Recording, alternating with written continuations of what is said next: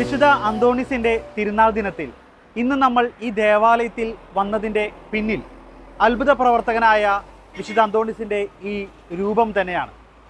എൻ്റെ പുറകിൽ കാണുന്ന ഈ ഒരു രൂപത്തിൽ നമുക്ക് നോക്കിയാൽ കാണും ഈ ഒരു കപ്പയുടെ ഉള്ളിൽ വളർന്നിരിക്കുന്ന ഒരു ചെടി.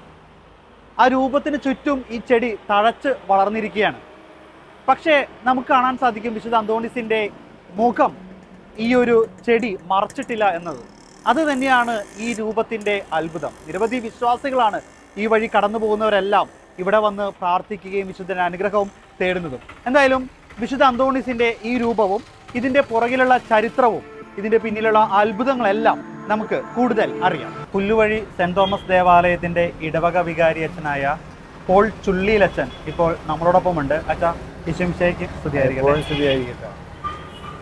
വലിയ രീതിയിൽ ഒരുപാട് വിശ്വാസികൾ, നാനാജാതി മതസ്ഥർ എല്ലാവരും വരുന്ന ഒരു കപ്പേളയാണ്, പ്രാർത്ഥിക്കുന്ന ഒരു കപ്പേളയാണ്.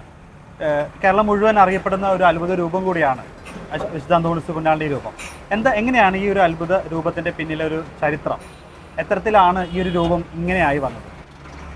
ഏകദേശം 61 വർഷങ്ങൾക്ക് മുമ്പ് ഇവിടെ വിശുദ്ധ അന്തോണീസിൻ്റെ ഒരു രൂപം വയ്ക്കുകയും ഇവിടെ വന്ന് വിശ്വാസികൾ വന്ന് പ്രാർത്ഥിക്കുകയും ചെയ്തിരുന്നു. അപ്പോഴാണ് ഈ രൂപത്തിൻ്റെ സമീപത്തു നിന്നും ഒരാല് പോലത്തെ ഒരു ചെടി വളർന്നു വന്നത്. അത് 3 പ്രാവശ്യം ഇവിടെയുള്ള വികാരിച്ചനും അതേപോടൊപ്പം തന്നെ കപ്പ്യാരും കൂടി ആ മരം നശിപ്പിച്ച് കളഞ്ഞു. വീണ്ടും ഇത് വളർന്നു വരികയാണ്. കോൺക്രീറ്റിൻ്റെ ഉള്ളിൽ നിന്ന് വീണ്ടും ഇത് പൊട്ടി വളർന്നു വരികയാണ്. ഇത് ഘോര വനങ്ങളിൽ വളരുന്ന ഒരിനം പുതിയ ആലായിട്ടാണ് പല ഗവേഷകരും എന്നെ അറിയിച്ചിട്ടുള്ളത്. ഇപ്പോൾ കഴിഞ്ഞ 61 വർഷമായിട്ട് ഈ ആല് പച്ച കെടാത്ത രീതിയിൽ തഴച്ച് വളർന്നുകൊണ്ടിരിക്കുകയാണ്.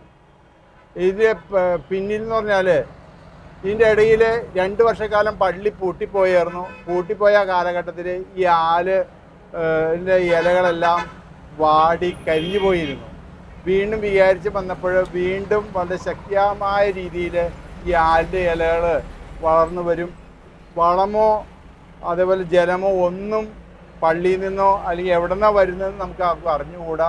ഇത് അത്ഭുത പ്രവർത്തനം തന്നെയാണ് ഇതിൻ്റെ പിന്നിലുള്ള കാര്യം എന്നാണ് എനിക്ക് തോന്നുന്നത്.